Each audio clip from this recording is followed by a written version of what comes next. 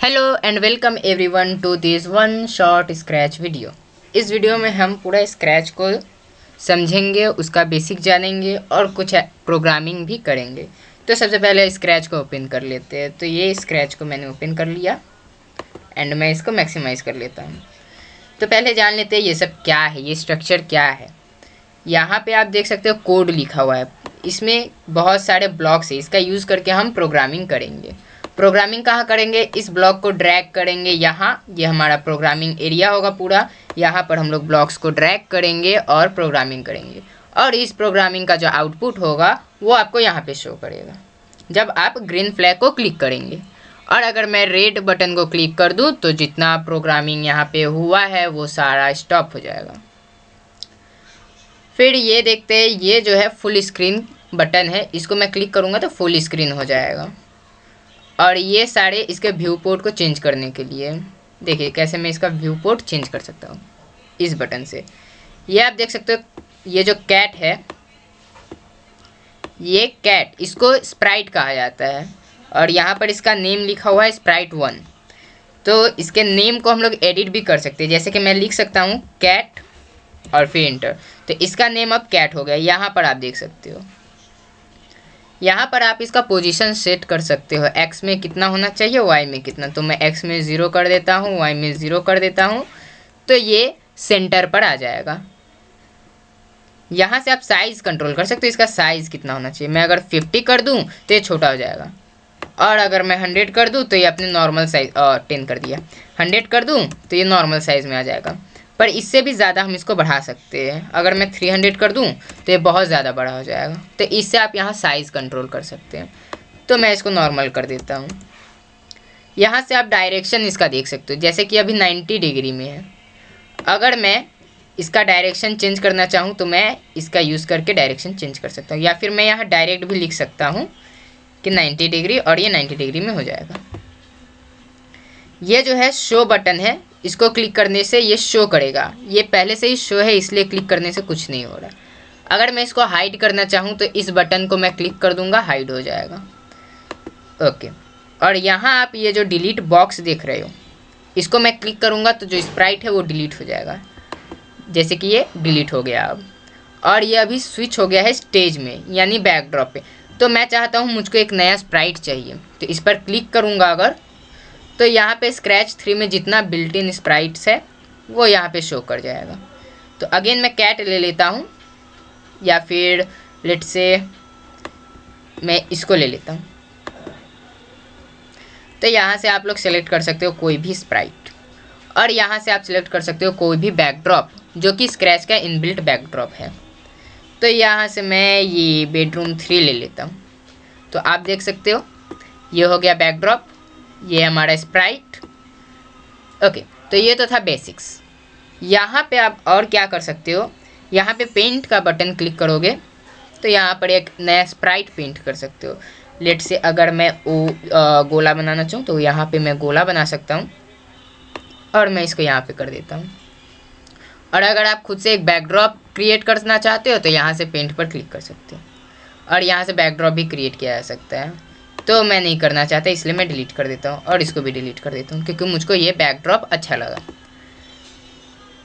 और क्या हो सकता है, यहाँ से आप अपलोड स्प्राइट कर सकते हो, यानी अपने लोकल स्टोरेज से स्प्राइट को ला सकते हो यहाँ पे। और ये जो है सरप्राइज, इस पर क्लिक करोगे तो स्क्रैच का बिल्ट इन जो भी स्प्राइट है उसमें से एक रैंडमली आ जाएगा। यहाँ पर भी सेम है, अगर इस पर क्लिक करते हैं तो बैकड्रॉप आएगा, जो भी आपके लोकल स्टोरेज में है वो आप सेलेक्ट कर सकते हो। एंड यहाँ कॉस्ट्यूम में आप देख सकते हैं बॉल का एक ही कॉस्ट्यूम है, लेकिन अगर मैं इसका देखूँ तो इसके बहुत सारे कॉस्ट्यूम्स हैं, ये सारे। और इसको मैं एडिट भी कर सकता हूँ इन ऑप्शंस के साथ। और अगर मैं साउंड्स पर क्लिक करूँ तो यहाँ पे मेरा एक साउंड सेलेक्टेड है, पॉप। और अगर मुझको और साउंड चाहिए तो मैं यहाँ से बिल्ट इन स्क्रैच का साउंड यूज़ कर सकता हूँ, लेट से ये। तो अगर इसको यूज़ करने तो इस पर क्लिक करेंगे और ये इंपोर्ट हो जाएगा। अगर मैं चाहता हूँ कि नहीं, मुझको अपने लोकल स्टोरेज से कोई साउंड चाहिए, तो मैं यहाँ से अपलोड साउंड क्लिक करके कोई भी साउंड एक चूज़ कर सकता हूँ। बट अभी के लिए मैं इसको कैंसिल करता हूँ और इसका यूज़ करके आप अपना साउंड रिकॉर्ड कर सकते हैं। और ये अगेन सरप्राइज़, स्क्रैच का बिल्ट इन जो भी साउंड होगा उसमें से एक रैंडम साउंड यहाँ पे इंपोर्ट हो जाएगा। ये सारे ऑप्शन हैं, आप अपने साउंड को यहाँ से एडिट कर सकते हैं। ये कॉपी बटन है और यहाँ से साउंड का नेम आप चेंज कर सकते हो। ओके, तो ये तो था बेसिक इंट्रोडक्शन। अब हम लोग कुछ प्रोग्रामिंग करते हैं। जैसे कि मैं चाहता हूँ कि ये जो है वो मुझसे बातें करे, तो उसके लिए मैं क्या करूँगा, उसके लिए मैं लुक्स में जाऊँगा, से हेलो, और इवेंट में जाऊँगा और व्हेन फ्लैग क्लिक। अगर मैं फ्लैग को क्लिक करूँ तो ये हेलो कहेगी। देख सकते हैं आप, ये हेलो यहाँ पे लिख के आ रहा है। तो अभी हम लोग सबसे स्टार्टिंग से स्टार्ट करेंगे जो कि मोशन ब्लॉक है।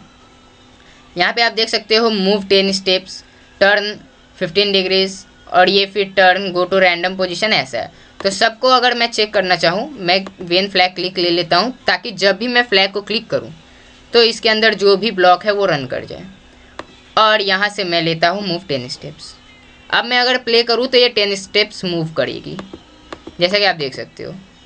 अगर मैं कहूँ टर्न 15 डिग्री तो ये 15 डिग्री का टर्न लेगी, जैसे कि आप देख सकते हो। और अगर मैं चाहता हूँ कि ये तो टेढ़ा हो गया बहुत, और अगर मैं इसका डायरेक्शन अगेन 90 डिग्री करना चाहूँ तो यहाँ से पॉइंट इन डायरेक्शन, इस पर अगर मैं क्लिक करूँगा तो अगेन ये 90 डिग्री पर हो जाएगी। तो इसका ये यूज़ था।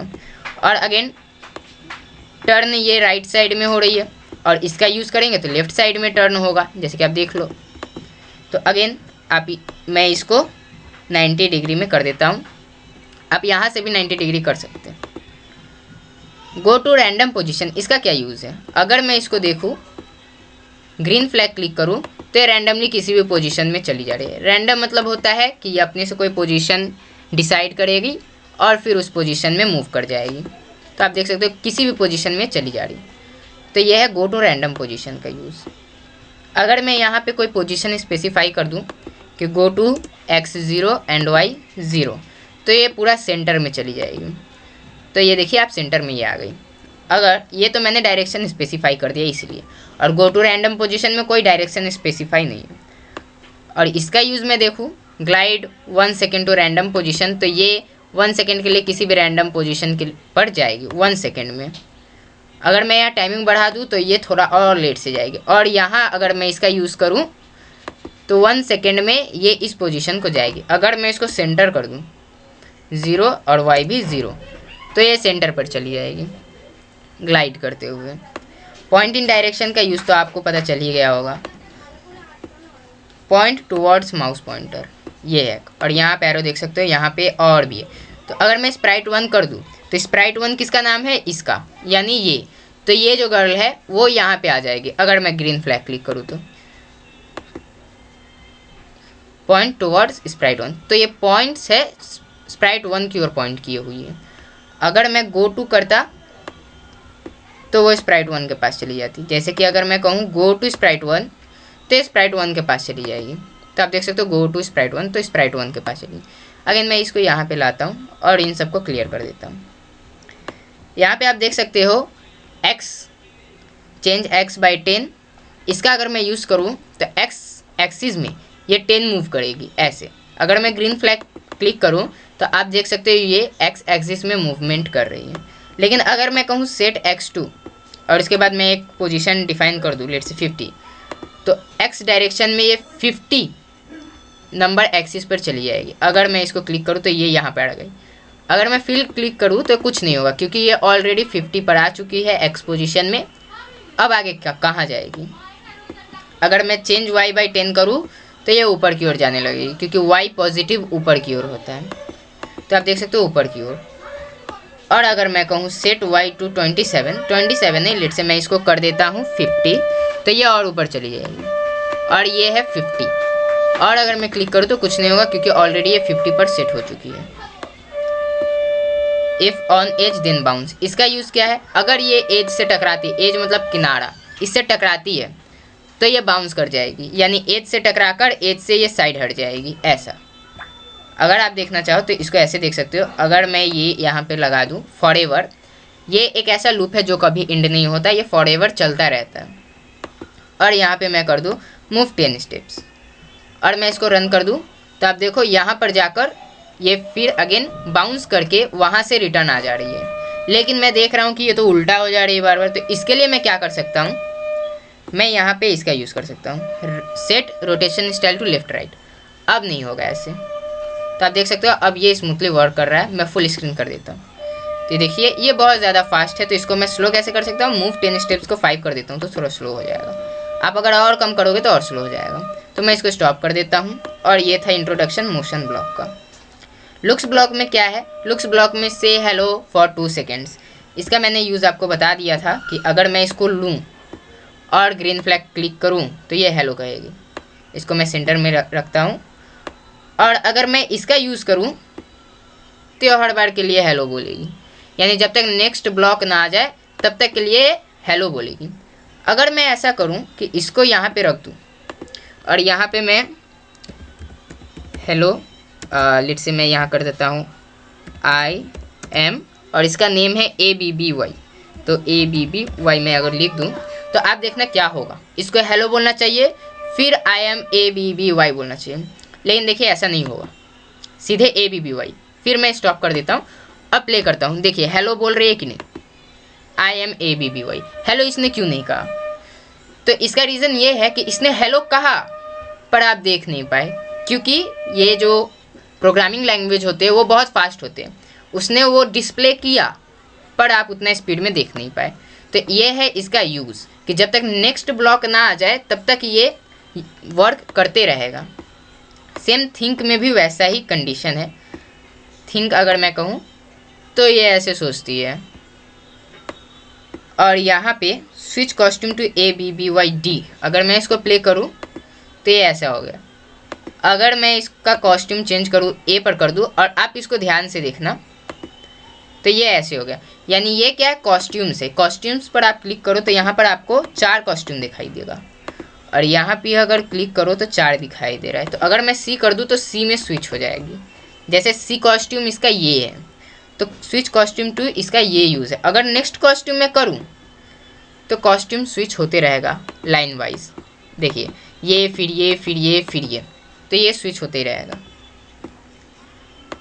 और ये बैकड्रॉप का कॉस्ट्यूम स्विच करने के लिए, बैकड्रॉप में फ़िलहाल के लिए एक ही कॉस्ट्यूम है मेरे पास, इसलिए सिर्फ बेडरूम 3 ही लिखा कर आ रहे हैं। और next backdrop, previous backdrop, random backdrop ये सब वर्क नहीं करेगा, क्योंकि यहाँ पर हमारे पास एक ही बेडरूम है, एक ही बैकड्रॉप है, उसका नाम है बेडरूम 3। नेक्स्ट बैकड्रॉप का सेम यूज़ है, इसको आप यूज़ करते हो तो नेक्स्ट नेक्स्ट नेक्स्ट करके बैकड्रॉप आते रहेगा। चेंज साइज बाई 10, इसको देख लेते हैं। अगर मैं ग्रीन फ्लैग क्लिक करूँ तो ये जो गर्ल है इसका साइज़ बड़ा होते जाएगा, और अगर मैं -10 कर दूँ तो क्या होगा, अगर मैं -10 कर दूँ तो इसका साइज़ डिक्रीज़ करेगा। और सेट साइज टू 100% अगर मैं कर दूँ तो इसका जो नॉर्मल साइज़ होगा वो आ जाएगा, यानी 100। यहाँ पे आप देख सकते हो 100। और ये जो है कलर चेंज करने के लिए है, चेंज कलर इफेक्ट बाई 25। अगर मैं इसको क्लिक करूँ तो क्या होगा, कलर इफेक्ट चेंज हो रहा है। ओके, और यहाँ बहुत सारे ऑप्शन है, आप इन सब को ट्राई कीजिए कि किससे क्या होता है। अगर मैं ये यूज़ करूँ तो पिक्सल में ब्रेक हो जाएगा, देखिए जैसे पिक्सल में ब्रेक हो गई। ओके, और ये सेट कलर इफेक्ट जो है वो एक कलर इफेक्ट को सेट करता है। अब मैं चाहता हूँ कि ये मुझको अच्छा नहीं लग रहा है, मैं इसका ग्राफिक क्लियर करना चाहता हूँ, तो इसका क्लियर करने के लिए मैं इसका यूज़ कर सकता हूँ। अब आप देख सकते हो ग्राफिक्स क्लियर हो गया, और इसका जैसा पहले था वो वैसे हो गया। शो हाइड का क्या यूज़ है, शो अगर मैं लूँ और ग्रीन फ्लैग क्लिक करूँ तो कुछ नहीं होगा, क्योंकि पहले से ये शो है, पहले से ये दिखाई दे रहा है। लेकिन अगर मैं हाइड लेकर यहाँ पे रखूँ और ग्रीन फ्लैग क्लिक करूँ तो ये हाइड हो जाएगा। अगेन मुझको शो करना है तो मैं यहाँ से इसको शो कर सकता हूँ। तो शो और हाइड का ये यूज़ था। गो टू फ्रंट लेयर, आप सेम है, ये सब आपको समझ में आ जाएगा। आप इसका इंग्लिश मतलब अगर जानते हो तो। गो टू फ्रंट लेयर में क्या होगा, जो इसका लेयर होगा उसमें ये सबसे फर्स्ट लेयर पर आएगा। और go to forward to first layer, इसका क्या यूज़ है, इसका यूज़ है कि अगर बहुत सारे लेयर्स है, बहुत सारे स्प्राइट है, तो उसमें कितने नंबर पर इसका पोजीशन होगा वो दिखाने के लिए इसका यूज़ होता है। अगर मैं ऐसा करूं कि यहाँ पे और एक स्प्राइट ले लूं, जैसे कि मैं इसको ले लेता हूं और इसको यहाँ पे रख देता हूं, तो ये तो गर्ल पीछे हो गई। मैं चाहता हूँ कि ये सामने है तो गो टू फ्रंट लेयर में यहाँ रख दूंगा और ये सामने आ जाएगी। लेकिन अगर मैं चाहता हूँ नहीं ये पीछे रहे तो गो टू बैक लेयर और यहाँ पर ये बैक लेयर पर चली जाएगी। तो इसका यही यूज़ है। और यहाँ से आप साउंड को एडिटिंग कर सकते हो, जैसे यहाँ पे चेंज पिच और सेट पिच है, इससे साउंड एडिट होता है, पिच चेंज किया जाता है। और इसका यूज़ करोगे तो साउंड इफेक्ट क्लियर हो जाएगा। इसमें आप साउंड को प्ले कर सकते हो। अगर मैं इसको यहाँ पे रख दूँ और प्ले करूँ तो जो भी साउंड मैंने सेलेक्ट किया है वो प्ले हो जाएगा। और यहाँ से मैं साउंड सेलेक्ट कर सकता हूँ, जैसे कि मेरे पास यहाँ पे 2 साउंड है तो यहाँ पे ऑप्शन में भी मेरे पास 2 ही साउंड है और यहाँ से मैं रिकॉर्ड कर सकता हूँ। तो अगर मैं इसको प्ले करूँगा तो साउंड प्ले होगा। और ये सेम वही कंडीशन है जैसा कि सेम में था कि अगर मैं ग्रीन फ्लैग करूँ तो ये साउंड बजने लगे। लेकिन अगर इसके नीचे कोई और ब्लॉक है तो ये यूज़ जल्दी हो जाएगा और उसके बाद नीचे वाला यूज़ होगा। और इसका यूज़ है जितना भी साउंड बज रहा है उसको रोका जा सके। और ये वॉल्यूम बढ़ाने या घटाने के लिए आप इसका यूज़ कर सकते हो। When green flag click. अब हम लोग आते हैं इवेंट्स में, यही मेन है स्क्रैच में, इसको आपको अच्छे से समझना होगा। व्हेन ग्रीन फ्लैग क्लिक, तो ये तो इसका यूज़ था कि जब मैं ग्रीन फ्लैग क्लिक करूँगा। लेकिन मैं एक स्प्राइट डिलीट कर देता हूँ, मुझको ये नहीं चाहिए, मैं इसको डिलीट कर देता हूँ। और यहाँ पे है व्हेन स्पेस की प्रेस्ड। इसका क्या यूज़ है? इसका यूज़ है कि मैं जब भी अपने कीबोर्ड के बटन्स को प्रेस करूँगा, यानी यहाँ पर अगर मैं देखूँ तो मेरे पास बहुत सारे कीबोर्ड के बटन्स हैं। अगर मैं स्पेस की को प्रेस करता हूँ तो क्या होना चाहिए वो इससे डिफाइन होगा। तो मैं कहता हूँ अगर मैं स्पेस की को प्रेस करूँ तो 10 स्टेप्स मूव करना। और यहाँ मैं स्पेस की को प्रेस कर रहा हूँ तो ये आप देख सकते हो बीच बॉल, जिसका नाम है बीच बॉल, यहाँ पे वो मूवमेंट कर रहा है अगर मैं स्पेस को प्रेस करता हूँ तो यहाँ से फिर बहुत सारे, जैसे अगर मैं डाउन एरो सेलेक्ट करूँ तो अब मैं स्पेस प्रेस करूँगा तो कुछ नहीं होगा। क्यों? क्योंकि मैंने यहाँ डाउन एरो बोला है। अगर मैं डाउन एरो प्रेस करूँ तो ये जो है बॉल वो मूवमेंट करेगा आगे की ओर। लेकिन मैं चाहता हूँ नहीं, डाउन एरो नहीं, अप एरो प्रेस करूँगा और वो आगे जाए, तो उसके लिए क्या करना होगा, वाई एक्सिस को सिलेक्ट करना पड़ेगा। चेंज वाई बाई 10, यहाँ पे वैल्यू भी चेंज कर सकते हैं हम लोग। जैसे कि मैं यहाँ 20 कर दूंगा तो बहुत तेज़ी से ये ऊपर जाएगा। देखिए जैसे कि ये ऐसे जा रहा है, लेकिन अगर मैं 5 कर दूँ तो मूवमेंट जो है वो स्लो हो जाएगा। तो इसका ये यूज़ था। और अगर मैं व्हेन स्प्राइट इज क्लिक्ड इसका यूज़ करूँ और इसको मैं यहाँ पे रख देता हूँ, इसका यूज़ करूँ तो क्या होगा, लेट से मैं यहाँ पे कह देता हूँ से हेलो। इसका यूज़ क्या है कि मैं जब भी इस स्प्राइट को क्लिक करूँगा, बीच बॉल जिसका नाम है, इसको अगर मैं क्लिक करूँ तो ये मुझको हेलो बोलेगा। जैसे कि मैं क्लिक करके देखता हूँ तो इसने हेलो कहा, तो ये हेलो बोल रहा है जब मैं इसको क्लिक कर रहा हूँ। तो इसका यही यूज़ है कि जिस स्प्राइट पे इस प्रोग्रामिंग को किया जा रहा है, अगर उस स्प्राइट को क्लिक किया जाएगा तो उसके बाद उसमें क्या होना चाहिए वो, अगर मैं इसको भी यहाँ पे रख दूँ तो हेलो बोलेगा और वाई एक्सिस में ऊपर भी जाएगा। तो ये हेलो बोला और ऊपर जाएगा, ये ऊपर गया, फिर हेलो, फिर ऊपर जाएगा। तो इसका ये यूज़ था। और यहाँ पे मैंने ये सारा बता दिया और ये सब का यूज़ हम बाद में सीखेंगे। व्हेन आई रिसीव मैसेज 1, इसका क्या यूज़ है। लेट से मैं कहता हूँ कि जब मैं अप एरो प्रेस करूँ तो एक मैसेज ब्रॉडकास्ट कर देना। वो मैसेज क्या होगा, मैं कुछ भी मैसेज टाइप कर सकते हो, जैसे मूव, MOVE। और यहाँ पे मैं क्या करूँगा, मूव मैंने ब्रॉडकास्ट किया। अब इस मूव को जो सुनेगा, ब्रॉडकास्ट किया मतलब मैंने इस मैसेज को फैलाया, अब इस मैसेज को जो सुनेगा, यानी यहाँ पर अगर मैंने व्हेन आई रिसीव मूव किया तो इसका मतलब ये है कि जो इसको सुनेगा, यानी ये जो गर्ल है वो इसको सुनेगी और मूव करेगी 10 स्टेप्स। अगर मैं ये कर दूँ और अब मैं अगर स्पेस की प्रेस करूँ तो गर्ल जो है मूव करेगी। लेट मी सी, यहाँ पे अप एरो प्रेस करने पर, स्पेस की नहीं अप एरो, तो आप देख सकते हो अप एरो मैंने प्रेस किया तो गर्ल ने मूव किया। अगर मैं कहूँ, मैं अगर इसको यहाँ पे रख दूँ तब क्या होगा, जब मैं इस स्प्राइट को क्लिक करूँगा तब ये गर्ल मूवमेंट करेगी। अच्छा ठीक है, मैं क्लिक करके देखता हूँ, तो मैं इसको क्लिक कर रहा हूँ तो गर्ल मूवमेंट कर रही है।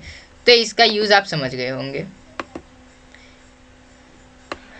और यहाँ पे है वेट 1 सेकेंड, अगर मैं इसको यहाँ पे रख दूँ तो जो मूवमेंट होगा वो 1 सेकेंड वेट करके होगा। यहाँ पे मैं एडिट भी कर सकता हूँ, यहाँ पे मैं कर दूंगा अगर 4, तो 4 सेकेंड बाद ये प्रोग्राम इसके नीचे जो भी प्रोग्राम होगा वो रन करेगा। जैसे मैं इसको प्रेस करता हूँ 1 2 3 4, अब गर्ल मूवमेंट करेगी, देखिए मूवमेंट हो गया। तो ये इस तरीके से यूज़ होता है 1 सेकेंड। और अगर मैं इसको हटा देता हूँ और मैं अगर रिपीट 10 इसका यूज़ करूँ तो क्या होगा, तो मूवमेंट जो होगा वो 10 टाइम्स 10 स्टेप्स होगा। अगर मैं इसको प्रेस करूँ तो देखिए 10 टाइम्स 10 स्टेप गर्ल ने मूवमेंट किया।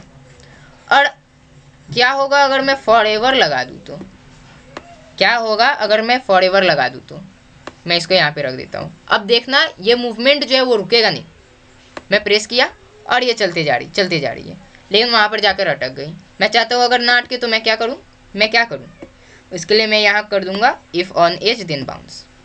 अब ये एज से टकराएगी जब तब तक बाउंस कर अपोजिट साइड में फिर चली जाएगी। तो मैं इसको स्टॉप कर देता हूँ और राइट बटन क्लिक करके क्लियर कर देता हूँ सारा प्रोग्रामिंग। और अगेन यहाँ पर हम लोग देखेंगे कंडीशन ब्लॉक के बारे में। ये कंडीशन ब्लॉक क्या करता है, जैसे कि अगर मैं यहाँ से वे कंडीशन ब्लॉक को बाहर निकालूँ और यहाँ वेन ग्रीन फ्लैग क्लिक्ड इसको मैं करूँ और यहाँ पे मैं एक क्वेश्चन आस्क करूँ कि लेट्स से अगर ये मुझसे पूछे व्हाट इज़ योर नेम, तो अगर मेरा जो आंसर है, मेरा अगर आंसर जो है, आंसर को मैं यहाँ पे निकालूंगा और यहाँ पे रख दूंगा। और अगर मेरा आंसर कीबोर्ड वर्क नहीं कर रहा है,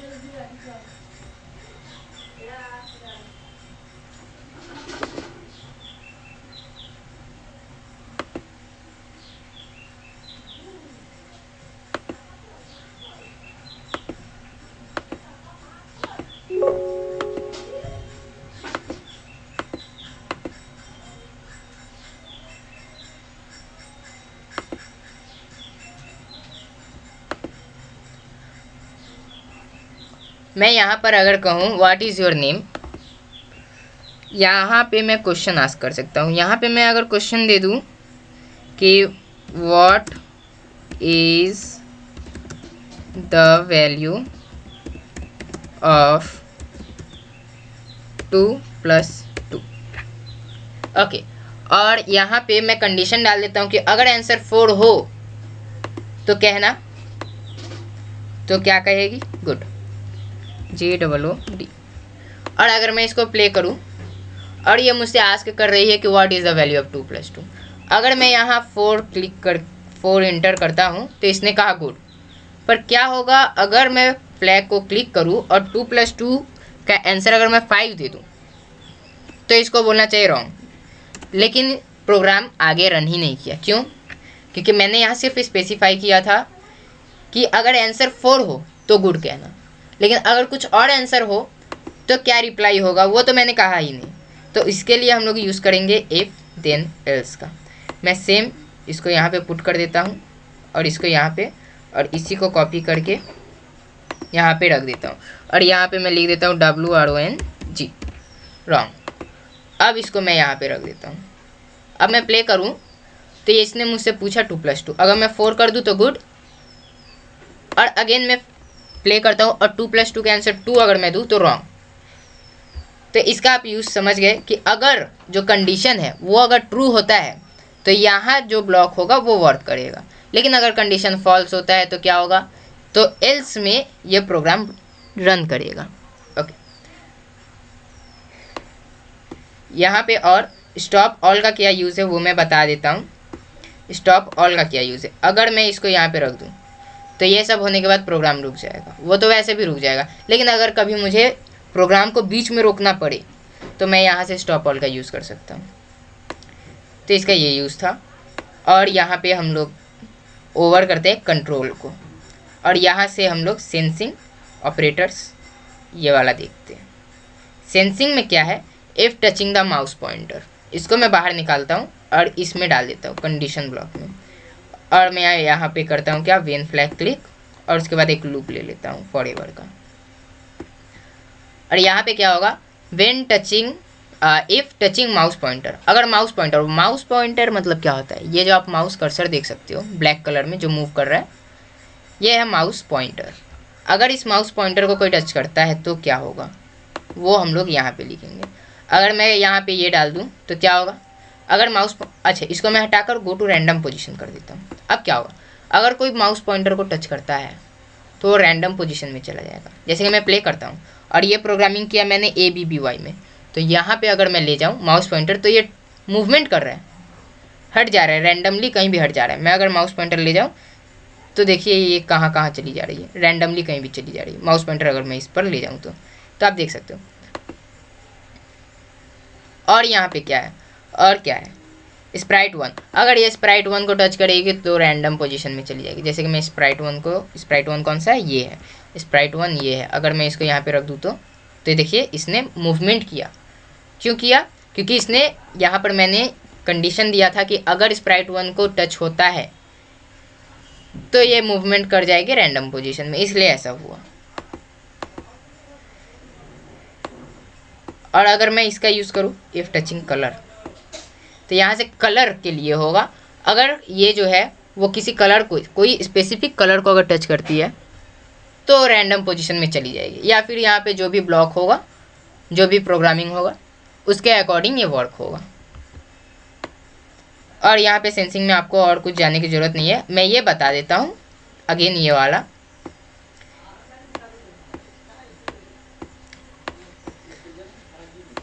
अगर मैं इसको प्रेस करूं और यहाँ पे मैं अगेन वो देख सकता हूँ जैसा मैंने इवेंट में देखा था, यहाँ पर भी कीबोर्ड के बटन से अगर मैं अप एरो कर दूं और यहाँ पे मैं कह दूं कि चेंज y/10 तो अगेन सेम वर्क होगा। अगर मैं अप एरो क्लिक करूँ तो ये ऊपर की ओर जाएगी, सेम वर्क होगा। लेकिन अगर मैं करते रहूँ तो ये ऊपर की ओर चलते जाएगी, लेकिन पहले वाले में वैसा नहीं था, लेकिन इसमें ऐसा है।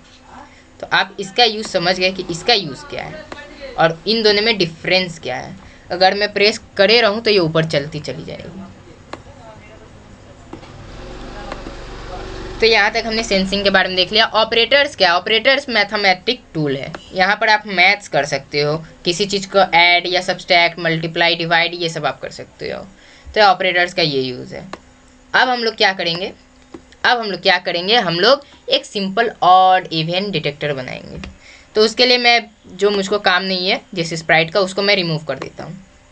जैसे मैं इसको रिमूव कर देता हूँ, इसको रिमूव कर देता हूँ, और मैं यहाँ से वेन फ्लैग क्लिक को लेता हूँ।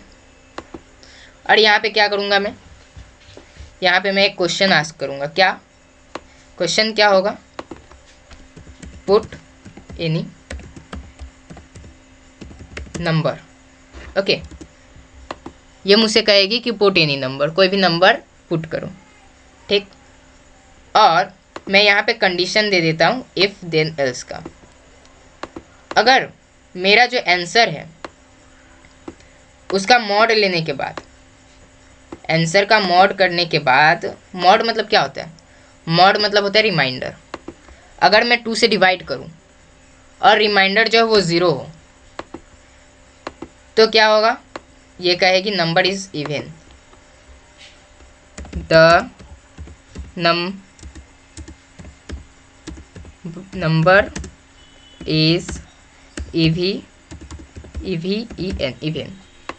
और अगर ऐसा ना हो तो, अगर ऐसा ना हो तो ये कहेगी the number is odd.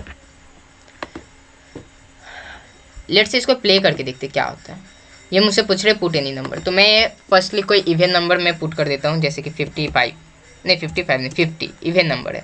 Inter करता हूँ तो ये कह रही the number is even. Again मैं ऑड नंबर एक देकर चेक कर लेता हूँ। लेट्स से मैं यहाँ पे 33 देता हूँ, द नंबर इज ऑड, तो इसने कहा द नंबर इज ऑड।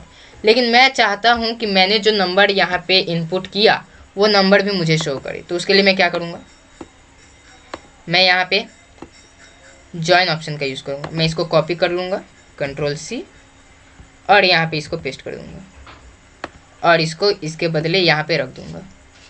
और जो आंसर है इसको कॉपी करके मैं यहाँ पे रख दूँगा और यहाँ पे एक स्पेस दे दूँगा ताकि जो भी मेरा आंसर है वो स्पेस देने के बाद है। और सेम यहाँ पे भी मैं वही कर दूँगा,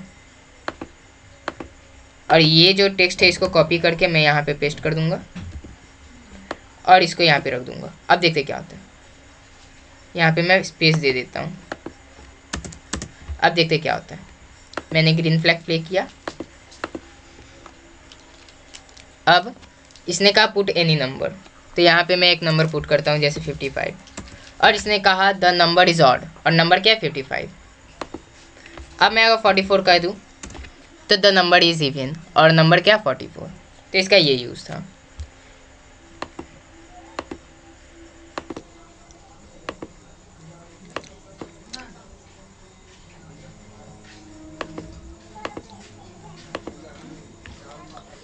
अब मैं चाहता हूँ एक सिंपल सा कैलकुलेटर बनाने के लिए, तो उसके लिए मैं क्या करूँगा, उसके लिए मैं इन सबको हटा दूँगा और यहाँ पे कहूँगा पुट एनी नंबर।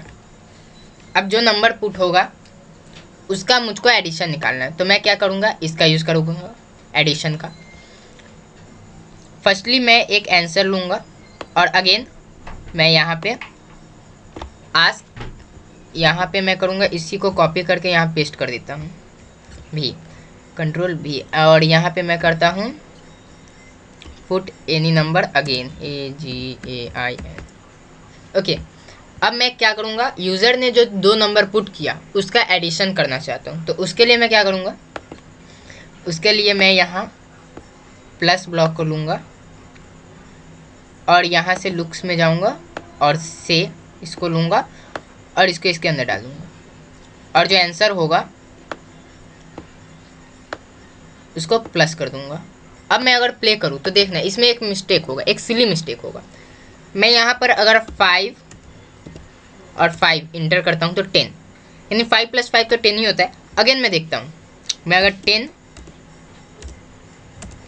और 10 कर दूँ तो 20, लेकिन क्या होगा अगर मैं कहूँ 10 और 5 का एडिशन करने, 10 और 5, तो इसने 10 ही कह दिया। 10 और 5 का एडिशन 15 होता है, लेकिन इसने 10 का। अगेन मैं अगर करूँ 4 और 1 का एडिशन कितना होगा, तो ये 2 कह रहा है। इसमें प्रॉब्लम क्या हो रहा है, अब मैं आपको बताता हूँ। इसमें आपको यूज़ करना होगा वेरिएबल का। अगर मैं इसी का यूज़ करता हूँ तो आंसर जो होगा, यूज़र ने जो लास्ट आंसर दिया वही आंसर ये याद रखेगा, और पिछला वाला आंसर ये याद नहीं रखेगा, क्योंकि ये याद रखने के लिए यहाँ पे वेरिएबल दिया हुआ है, वेरिएबल का यूज़ किया जाता है। अगर आप चाहते हो पुराने सभी नंबर्स को ये याद रखे तो इसके लिए आपको वेरिएबल का यूज़ करना पड़ेगा। तो यहाँ पे मैं वेरिएबल बनाता हूँ FIRS, first number. Okay, again यहाँ पे मैं एक और वेरिएबल बनाता हूँ SECOND, सेकेंड नंबर। ओके, और यहाँ पे मैं क्या करूँगा, सेट फर्स्ट नंबर 2, और यहाँ पे set second number 2। Second number मैं यहाँ से सिलेक्ट करता हूँ, सेकेंड नंबर, और जो भी आंसर आएगा फर्स्ट टाइम वो फर्स्ट नंबर में सिलेक्ट होगा, और सेकेंड नंबर सेकेंड टाइम जो आंसर आएगा वो सेकेंड नंबर में सेट होगा। यहाँ पर आप देख सकते हो यहाँ पे दोनों वेरिएबल शो हो रहा है। मैं प्ले करता हूँ इसको, और फर्स्ट नंबर में अगर 5 दूँ और इंटर करूँ तो यहाँ आप देख सकते हो फर्स्ट नंबर की जगह 5 आ गया, और यहाँ पे 8 दूँ और इंटर करूँ तो 8 आ गया, और 8 5 जो होता है दोनों का एडिशन क्या होता है, 8 और 5 का addition. Again let me check, मैंने यहाँ आंसर कर दिया ना, इसलिए मिस्टेक हो गया। अब यहाँ पर मुझको यूज़ क्या करना होगा, first number plus second number. अब ये वर्क करेगा। फर्स्ट नंबर लेट से मैं देता हूँ 8 और सेकेंड नंबर में 22 देता हूँ, तो ओवरऑल 30 होगा एडिशन करने के बाद। तो ये यूज़ था वेरिएबल का। वेरिएबल क्या करता है, पुराने सभी आंसर्स को या फिर पुराने जितने भी मेमोरीज है उसको याद रखता है। तो वेरिएबल का ये यूज़ था। यहाँ पे शो वेरिएबल, हाइड वेरिएबल, इन सब का यूज़ क्या है। यहाँ से मैं अगर सिलेक्ट कर लूँ कोई भी वेरिएबल, जैसे मैं सेकेंड नंबर करता हूँ और यहाँ पे हाइड कर दूँ इसको लेकर, ये तो शो है, मैं अगर इसको हाइड करना चाहूँ, जैसे कि मैं फर्स्ट नंबर को ही हाइड करना चाहता हूँ, तो पहले ये पूरा प्रोग्राम रन होगा, उसके बाद ये हाइड होगा। ठीक है, मैं प्ले करके दिखता हूँ। मैं यहाँ पे 7 इंटर करता हूँ और अगेन 9, 16 हो गया। अब जो फर्स्ट नंबर है वो हाइड हो जाएगा, ऊपर से ये हाइड हो गया। शो करना है तो अगेन शो वेरिएबल का यूज़ कर सकते हैं। तो ये था वेरिएबल का यूज़।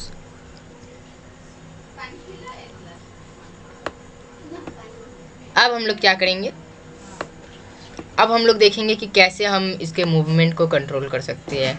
वही बेसिक सा चीज़ होगा। यहाँ से मैंने लिया वेन स्पेस की प्रेस, स्पेस की, मैं स्पेस की प्रेस नहीं, मैं अप एरो प्रेस करूँ, मैं अगर डाउन एरो प्रेस करूँ और मैं डुप्लीकेट करता हूँ लेफ़्ट राइट के लिए भी, और इसको भी मैं डुप्लीकेट करता हूँ और यहाँ पे कर देता हूँ राइट एरो और यहाँ पे लेफ़्ट एरो। अब क्या होगा, अगर मैं लेफ़्ट एरो प्रेस करूँ तो चेंज y बाई -10, अगर राइट एरो प्रेस करूँ तो change y by x by 10, और यहाँ पे अप एरो प्रेस करूँ तो चेंज y बाई 10, और डाउन एरो पर क्या होगा, चेंज y बाई -10। अब मैं फुल स्क्रीन करता हूँ और देखते हैं कैसा यूज़ है इसका। अगर मैं लेफ़्ट एरो प्रेस करता हूँ तो ये लेफ़्ट साइड में जाएगी, राइट से राइट साइड में, अप एरो अप साइड और डाउन एरो से डाउन साइड में जाएगी। तो ये था कि कैसे हम लोग इसको कंट्रोल कर सकते हैं। और भी हम लोग यहाँ पे प्रोग्रामिंग कर सकते हैं, जैसे कि अगर मैं यहाँ पे ये कर दूँ तब तो क्या होगा, अगर मैं डाउन एरो प्रेस करूँगा तो डाउन नहीं जाएगी, खुद से रैंडम पोजीशन में ग्लाइड करी। अगर मैं डाउन एरो प्रेस करूँ तो ये रैंडम पोजीशन में चली जा रही है, लेकिन अप एरो से अप साइड में, लेफ्ट राइट, लेकिन डाउन एरो से रैंडम पोजीशन।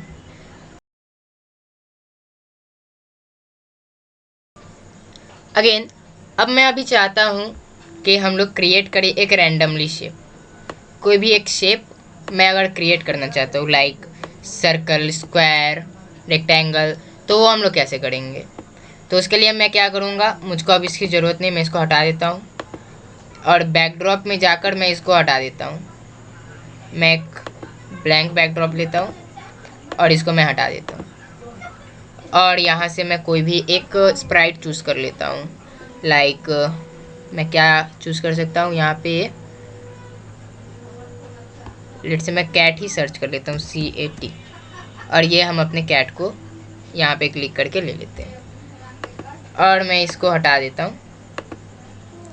अब मैं क्या करूँगा, मैं चाहता हूँ एक शेप क्रिएट करना, तो उसके लिए मैं शेप क्रिएट करने के लिए मैं क्या करूँगा, लेट से मुझको अभी रेक्टेंगल क्रिएट करना है।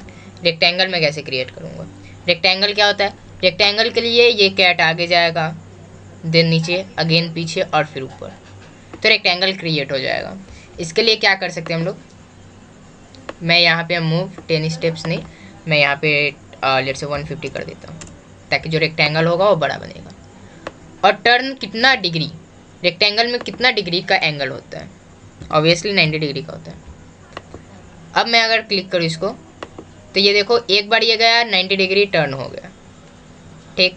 लेकिन मैं चाहता हूँ ये पूरा रेक्टेंगल कंप्लीट करें, तो इसके लिए मैं क्या करूँगा, मैं यहाँ से रिपीट ब्लॉक को लूँगा, इस पूरे को रिपीट के अंदर डालूँगा, और रिपीट कितना बार होना चाहिए, 4 टाइम्स, 4 टाइम्स रिपीट होना चाहिए। अगेन मैं इसको यहाँ पे लाता हूँ, इसको 90 डिग्री में कर देता हूँ।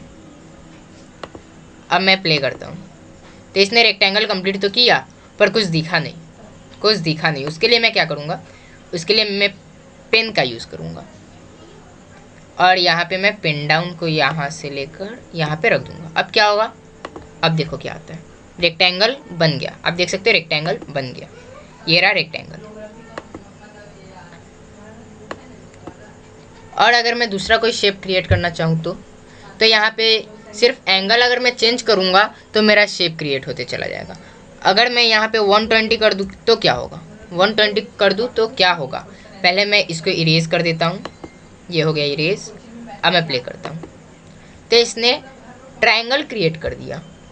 ओके, अगर मैं चाहता हूँ कि हेक्सागन क्रिएट करनी तो 180 से 6 से डिवाइड करूँगा 30। अगर मैं यहाँ पे 30 डिग्री कर दूँ तो देखते हैं क्या क्रिएट होता है। अगेन मैं इसको इरेज कर देता हूँ और इसको 90 डिग्री कर देता हूँ, देखते हैं अब क्या क्रिएट होता है। तो ये कुछ अजीब सा क्रिएट हो गया।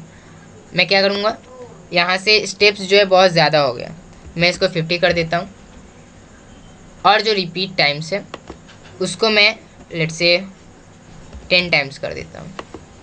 अब देखते क्या होता है।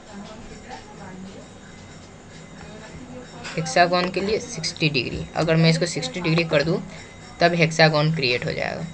इरेज ऑल करता हूँ, इसको यहाँ रख देता हूँ और यहाँ पे डायरेक्शन 90 डिग्री कर देता हूँ। अब देखते क्या होता है। ये मैंने प्ले किया और आप देख सकते हैं हेक्सागोन क्रिएट हो गया। मैं इसको ऐड कर देता हूँ। आप देख सकते हो 1 2 3 4 5 6 हेक्सागोन में 6 साइड्स होते हैं। तो यहाँ पे मैंने शेप क्रिएट कर दिया। अब मैं क्या करूँगा,